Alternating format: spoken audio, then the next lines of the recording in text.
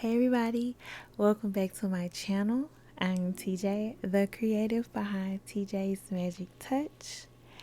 And in this video, I will be showing you how I created this braided lei, or if you are from Texas or any of the southern states who work with moms, you know this as a military braid or a layered military braid.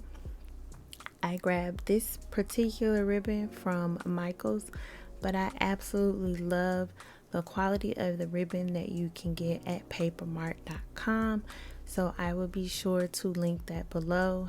With PAPERMART, you get a much bigger bang for your buck, but Michael's does have really good quality ribbon, and since this was a labor of love, I did not mind running to Michael's to make sure that I had everything that I needed. Now, for this particular lei, I used 8 ribbons, 7 yards each, 4 on each side. So I have 2 ribbons that are 3/8 inch by 7 yards in black, 2 ribbons that are 5/8 by 7 yards each in red, 2 ribbons that are 7/8 inch by 7 yards in black, and 2 ribbons that are 5/8 by 7 yards in red, for a total of 4 on each side. I know that was a mouthful, so I'll be sure to list and link all of the measurements of everything that I used below. You will also need some type of good fabric scissors so that you are not chewing up your ribbon. For this lei, I use a combination of Grosgrain and Satin Ribbon because I just like the way that it looked. I also chose to use 2 clothespin. The clothespin are completely optional and they really just served a purpose for my particular quirk. It is not necessary, but it is something that helps me keep my ribbon in place. So what you see me doing right here is I am organizing my ribbon. I'm layering it the way I think I want it to look when I get ready to start braiding. So I just make sure that I have at least 12 to 13 inches, which is where you see the clothespin at. And I'll do the same thing for the other 4 ribbon. I'll make sure that I have at least 12 to 13 inches. That way when I tie my knot and get ready to start braiding, I'll have that extra piece at the end. I will also show how my process, so to speak. I kind of just sit with the ribbon. I may fold it forward, I may fold it backwards, I may change the order of the ribbon until I figure out where it is that I want it to go. And even then, it may not always go that way. So here, after I take the clothespin off, I'm going to tie the 8 ribbons together in a knot, making sure that I pull all of the ribbons through, making sure that I keep that 12 inches at the end, and making sure that I pull everything taut so that I have enough hanging off if the lei needs to be adjusted. Okay, so here you see where I am still adjusting, and I was not 100% sure when I started if I wanted the extra layers to be on the outside or be on the inside. When I initially started, I thought I wanted the extra black stripe up the middle, and then as I started working, I thought I wanted it on the outside. So you'll see here I adjusted my ribbon, I moved it around to get ready to start my braid. In order to start this braid, it is extremely simple. You're making loops the width of your widest braid. So with my right hand, I just fold over those 4 ribbon, making sure that nothing is twisted, nothing is caught in the knot. And then I will do the same with the left side. Insert the right loop into the left loop. Then I will take the ends of the right loop, since this is the beginning, and I will push that loop back through the left. So now you'll have the pieces, or the bottom pieces of the right loop, going inside of the left loop, and that is how I get the solid red stripe to be in the center, with what you see here, which is the black red black combo on the outside. So once I decided that was the direction that I wanted to go in, I made sure that instead of flipping my ribbons to the back, that they were flipped to the front. I hope that makes sense, but I did leave the process slowed down so that you could see that I am folding the ribbon over itself, so that the red on the outside is now on the inside. And I'll keep it at this pace for a little while, because I don't know just now with that explanation if it made sense, but I hope you can see what I'm doing. Going forward, literally in the next week, I will have a few more braid videos coming. So hopefully with that, with the visual and me getting better with showing you something like this versus on a computer screen, my explanation may get a little bit better, because I can do these braids, but I do struggle just a tad bit with explanation. So I hope that you can see what it is that I'm doing and it is making sense to you. But if you have any questions, of course, you know my comment section is always open, and I have absolutely no problem answering any of the questions that you may have.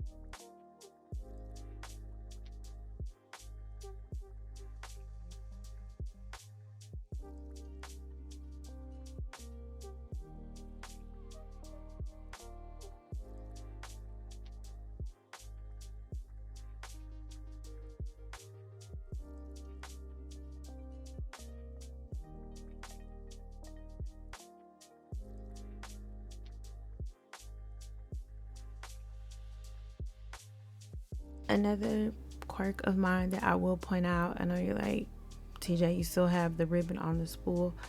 In the beginning, I don't cut my ribbon off of the spool until I know for sure that this is the direction that I am going in and that I am satisfied with. Because what I hate is to have to untangle a braid, or get ready to redo it, and now I just have a bunch of ribbon everywhere. So it's much easier for me in the beginning to just leave it on the spools, and if I do have to take it apart, I can just wrap everything easily back around the spool, since it was never technically cut off of the spool. So that is just something that I do to help me, and I don't know if it would be a help or a hindrance to others, but that is a part of my process. Once I get further along the braid, you will see that I do take the ribbon off of the spool, and I actually put it in a basket. That is something that I got from Sugar and Spice Boutique. I was watching her sew, I think, tutus, and her ribbon never touches the floor, no matter the length that it is, because she has a plastic bucket. So now I have a plastic basket that I literally tote with me if I should move anywhere else other than at my table with my ribbon.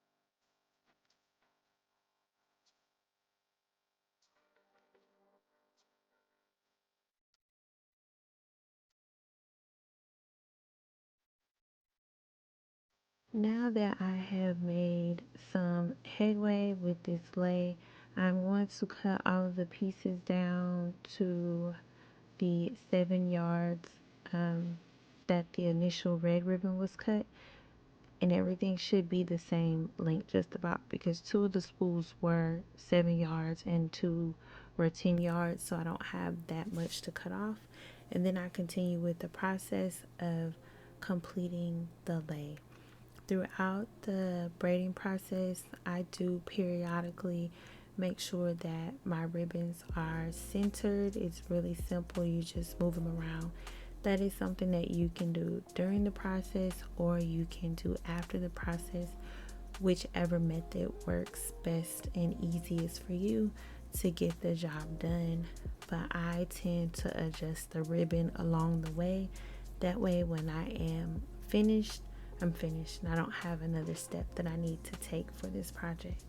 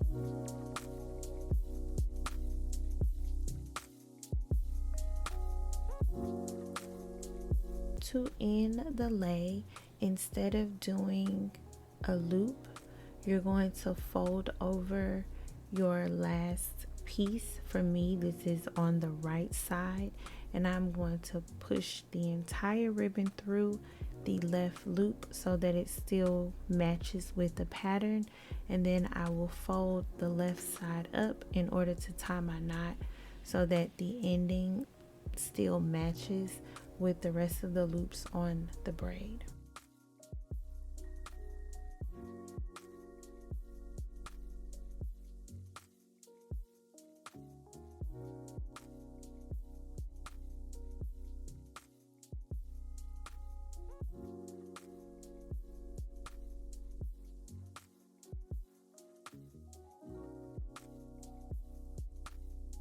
After tying a knot in the opposite end of your lei, you actually can stop right here. Just trim up the edges on your ribbon so that they're not frayed. There are some people whose preference is to drape the lei over their gown instead of having to actually pull a necklace over their head. I make my leis fairly large in comparison to others, so I don't have that problem. Typically people use 5 to 6 yards of ribbon for each ribbon for these leis, and I use 7 to prevent having an issue of pulling the necklace over your head. So again, if you want, this can be a cutoff point. You have your 2 knots and you would simply just trim up the ends, and if you wanted to, you could add your cutouts above where your knots are versus the way that I add the cutouts to mine. Now, when I am selling a lei to a client, I glue my cutouts on the lei. The only thing that I will not glue down is I should say I won't glue it directly on the knot, is the cutout that goes over the knot. I'll usually glue it right above.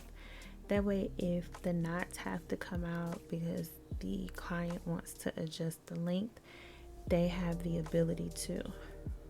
For this particular lei, I ended up hot gluing zip ties on the back because I did use glitter cardstock instead of regular red cardstock, and I knew my recipient was not 100% on glitter, but he actually ended up loving it. But just in case the glitter was too much for him, I wanted him to have the option of being able to remove his cutouts without damaging his lei.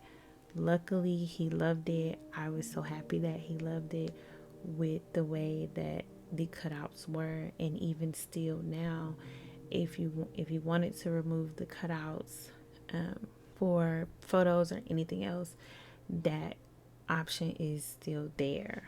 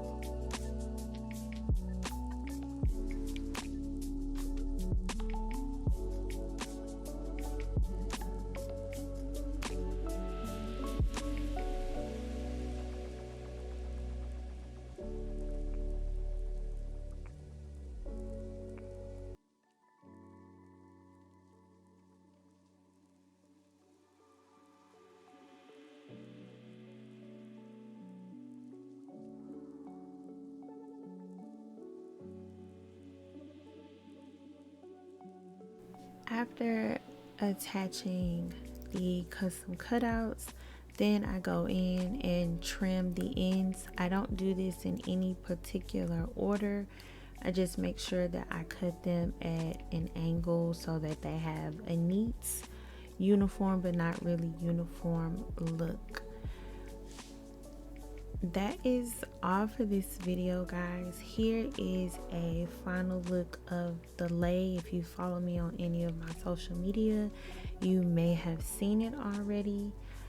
Thank you guys so much for watching. Please do not forget to comment, share, because sharing is caring. Like this video, subscribe if you haven't done so already. Make sure your notification bell is turned on, because I will be cranking out these videos for you guys over the next couple of weeks. Until next time, bye guys.